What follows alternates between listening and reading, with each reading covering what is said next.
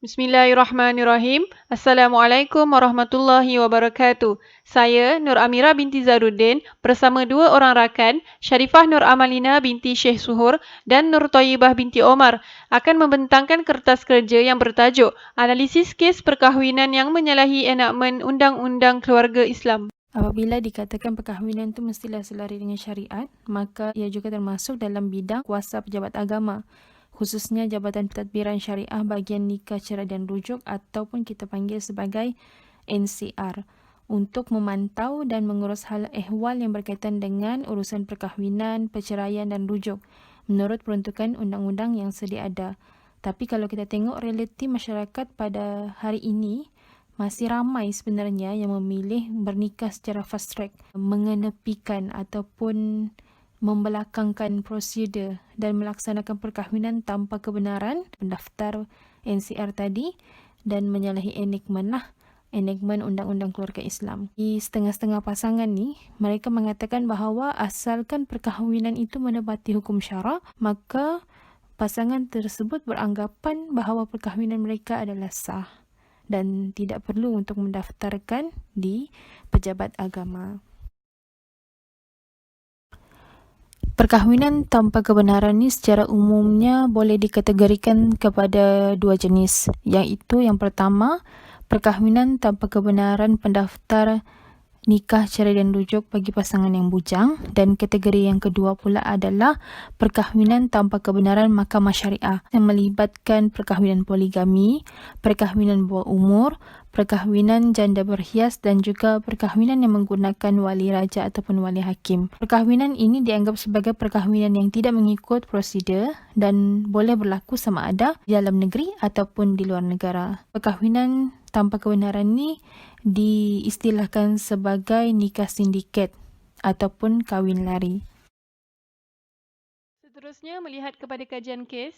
Dalam kes pendakwa syar'i lawan Syafi'i bin Muhammad Omar, tertuduh telah disabitkan kesalahan di bawah Seksyen 124 iaitu kesalahan berpoligami tanpa kebenaran bertulis daripada Mahkamah Syariah. Tertuduh pertama telah berkahwin di Masjid Wilayah Patani, Thailand pada 10 Ogos 2005 lebih kurang jam 11 pagi. Tertuduh mempunyai seorang isteri yang sah bernama Suhailah binti Mak Saleh. Perkahwinan ini adalah perkahwinan poligami, namun tiada sebarang permohonan kebenaran poligami daripada pejabat agama Islam ataupun Mahkamah Syariah. Mahkamah memutuskan tertuduh disabitkan bersalah di bawah Seksyen 124 dengan hukuman denda sebanyak RM1,000 atau jika gagal 1 bulan penjara dan 3 hari penjara mulai hari hukuman dijatuhkan. Sekiranya tertuduh tidak berpuas hati dengan keputusan Hakim Mahkamah Rendah Syariah, tertuduh boleh membuat rayuan dalam tempoh 14 hari bermula hari keputusan dibacakan. Berdasarkan isu yang perlu dibuktikan, yang pertama, mahkamah mendapati bahawa mahkamah berbidang kuasa untuk mendengar dan menjatuhkan hukuman kepada tertuduh berdasarkan Seksyen 62 Klausa 2 Klausa A Enakmen Pentadbiran Agama Islam.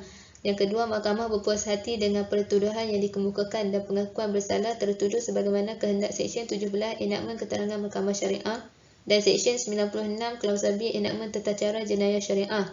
Dan yang ketiga, selain daripada prinsip undang-undang yang disebut di atas, Seksyen 17 Enakmen Keterangan Mahkamah Syariah mengenai ikrar dan Seksyen 124 Enakmen Undang-Undang Keluarga Islam mengenai hukuman poligami tanpa kebenaran juga digunapakai dalam pensabitan hukuman ke atas tertuduh dalam kes ini.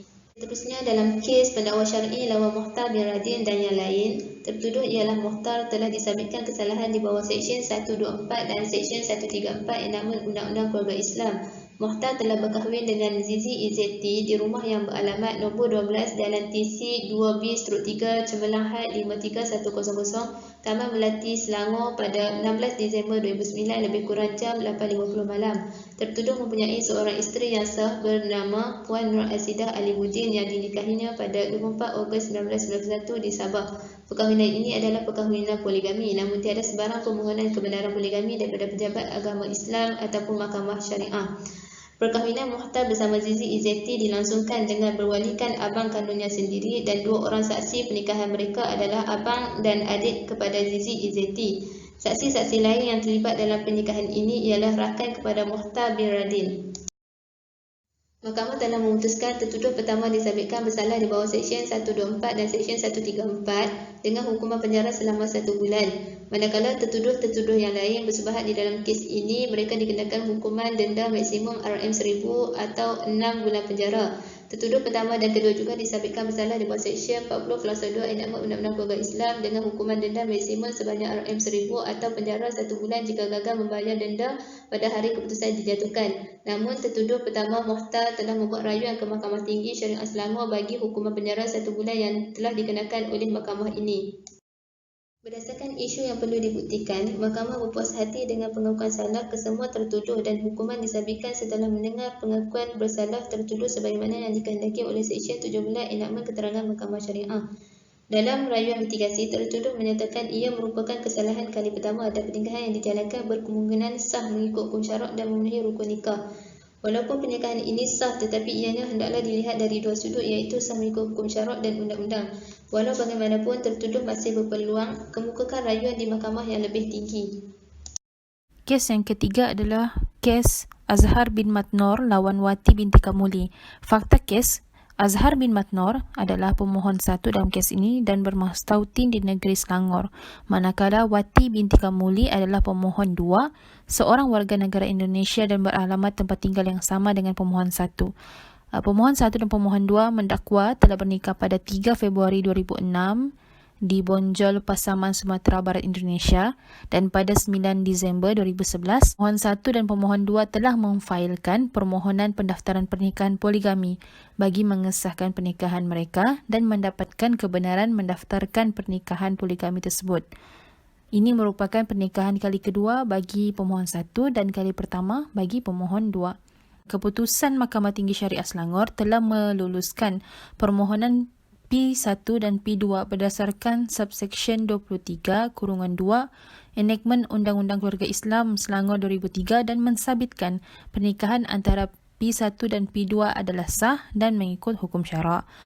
Terdapat 3 isu yang perlu dibuktikan dalam kes ini. Yang pertamanya adalah sama ada mahkamah mempunyai bidang kuasa untuk mendengar, membicara dan memutuskan kes ini. Yang kedua, sama ada status pernikahan P1 dan P2 sah mengikut hukum syarak ataupun sebaliknya, dan yang ketiga sama ada keterangan yang dikemukakan mencukupi dan boleh diterima.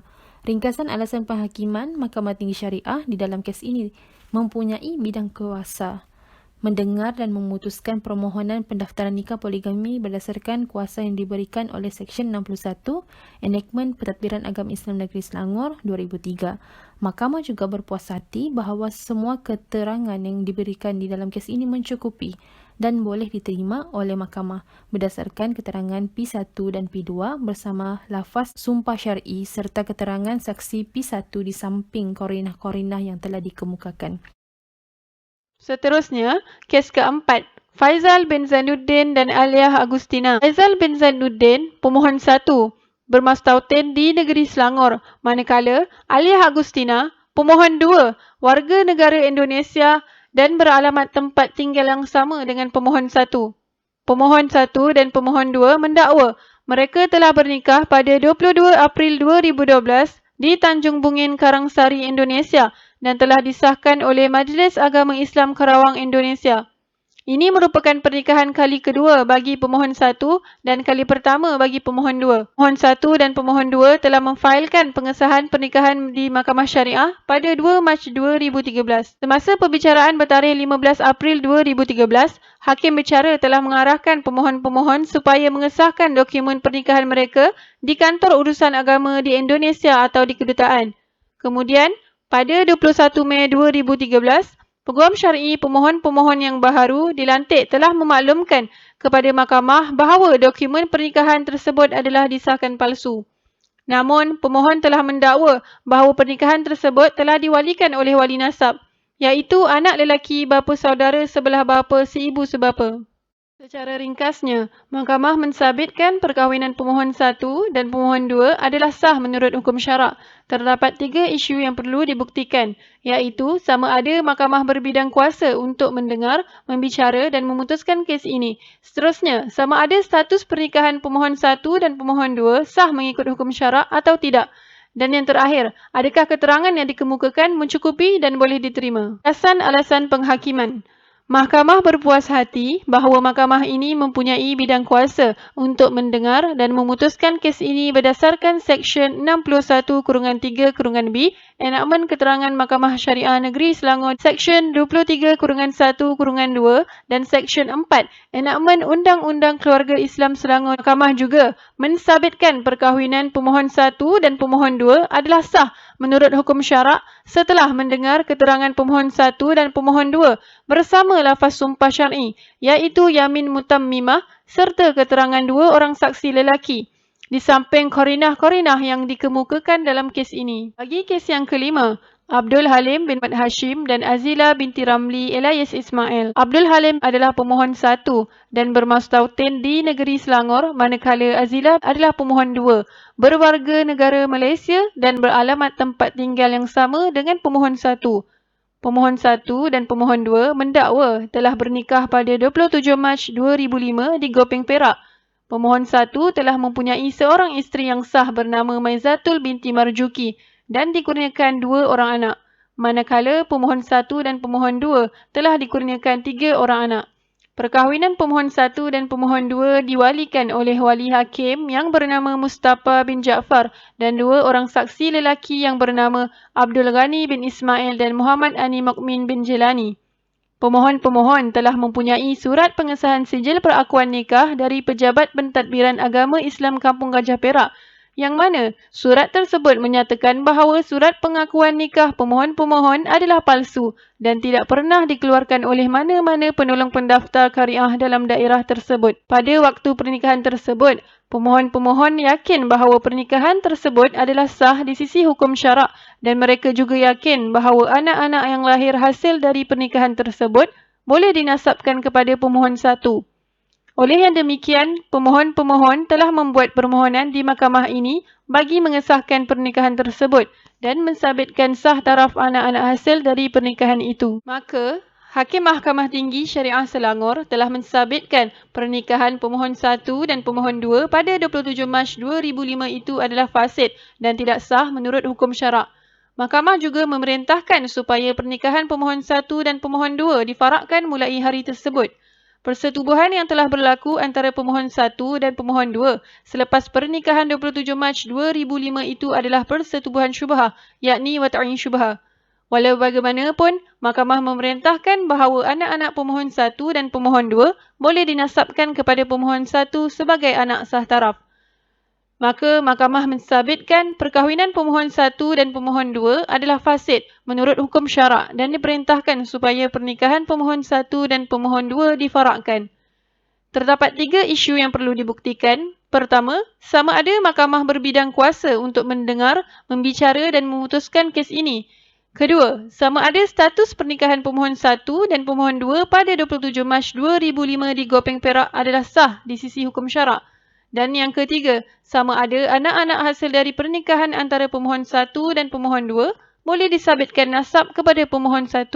Maka, meneliti kepada ringkasan alasan penghakiman, mahkamah mensabitkan perkahwinan pemohon 1 dan pemohon 2 adalah fasid menurut hukum syarak oleh kerana salah satu rukun nikah gagal dipenuhi berdasarkan hukum syarak, iaitu ketiadaan perwakil walian oleh bapa pemohon 2 dan status jurunikah yang tidak bertauliah semasa majlis akad nikah tersebut.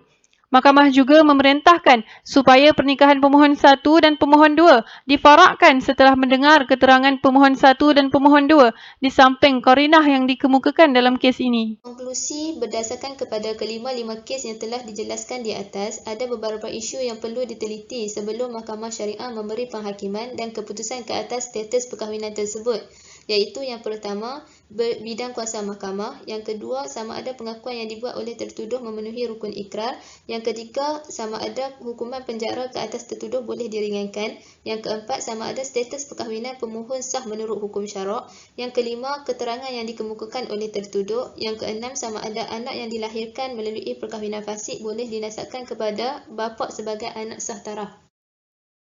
Sebagai penutup, yang pertama, peruntukan enakmen Undang-Undang Keluarga Islam Negeri Selangor 2003 yang dibincangkan di atas sangat lengkap dan tersusun untuk kebaikan semua pihak. Yang kedua, ada juga pasangan yang melanggar peraturan tersebut sama ada kesalahan di bawah Seksyen 40 Klausa 1 ataupun Seksyen 40 Klausa 2 enakmen Undang-Undang Keluarga Islam Negeri Selangor 2003. Yang ketiga, mereka perlu diberi kefahaman dan pengetahuan yang jelas terhadap kesan dan akibat apabila melakukan kesalahan dalam perkahwinan tidak mengikut prosedur.